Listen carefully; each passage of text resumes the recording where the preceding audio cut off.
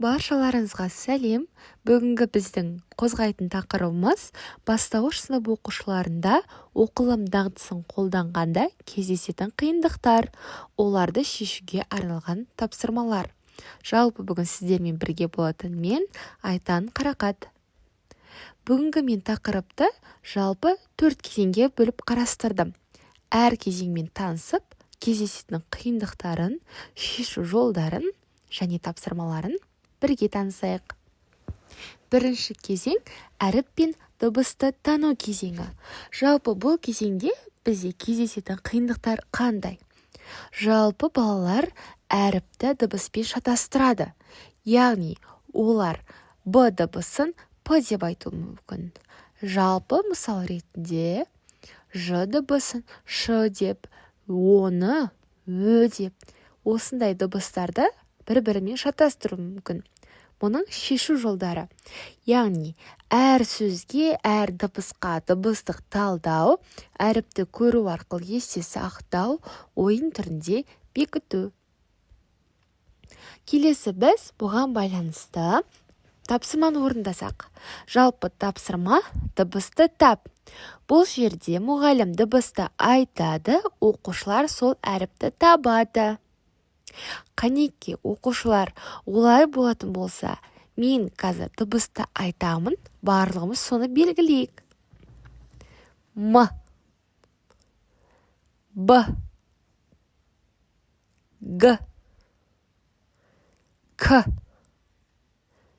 Д, С, Ш. Жарайсыңдар оқушылар, барлығын дұрыс таптыңдар. Келесі бізде екінші кезең буындап оқу. Буындап оқу кезінде кездесетін қиындықтар. Буындарды қате бөледі, дыбыстарды созып оқиды, сөзді бір тұтас қабылдай алмайды. Бұл жерде бізде шешетін жолымыз қандай? Ең алдымен буындарды біріктіріп оқу, есту арқылы қабылдау қабілетін дамыту. Бұл кезеңге байланысты берілген тапсырмамызды орындайық. Тапсырма. Құрастыр да оқы. Жалпы қиылған буын карточкаларынан сөз жасау. Жалпы оқушылар, мына жерден қандай сөздер көріп тұрмыз? Барлығымыз бірге айтайық. Тақта, кеме, асық, бота. Жарайсыңдар оқушылар, барлығымыз дұрыс сөздерді таба білдік. Келесі үшінші кезең. Үшінші кезең сөзді тұтас оқу. Жалпы бұл кезде оқушыларда қиналатын қиындықтар.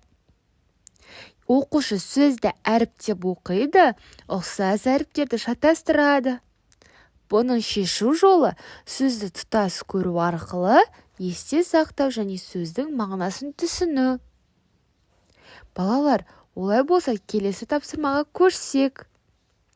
Келесі тапсырмада бізде 5 сурет, 5 сөз берілген. Дұрыс жауаптарын салыстырайық. Бірінші суретте бізде не берілген? Дұрыс, құлын. Екінші суретте не берілген? Дұрыс, бұл жерде апа берілген. Үшінші суретте не берілген?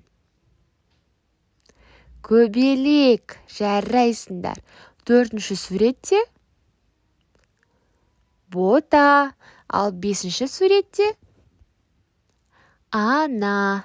Жарайсыңдар оқушылар. Келесі олай болса тапсырмамен кезеңге көшсек.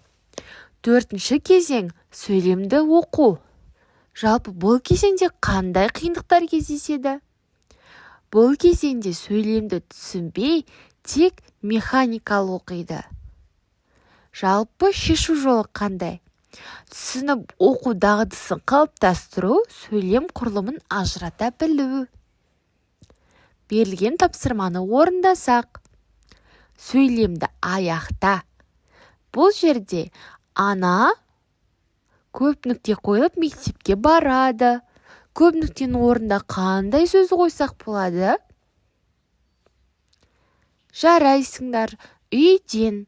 Ана үйден мектепке барды. Келесі бала ойнап жүр. Бала далада ойнап жүр. Келесі Аяжан. Аяжан оқып отыр. Аяжан кітап оқып отыр. Мысық үстінде отыр. Мысық үстелдің үстінде отыр. Еркенұр жеп отыр. Еркенұр нан жеп отыр. Асқар келе жатыр. Асқар дүкеннен келе жатыр. Бүгін күн тұр. Бүгін күн аспанда тұр. Жарайсыңдар оқушылар, барлық тапсырманы дұрыс орындадыңдар. Оқушылар, сонымен бүгін біздің оқу дағдысында жүргізілетін қатемен жұмысты жүргіздік. Олай болса, баршаларға келесі кездескенше.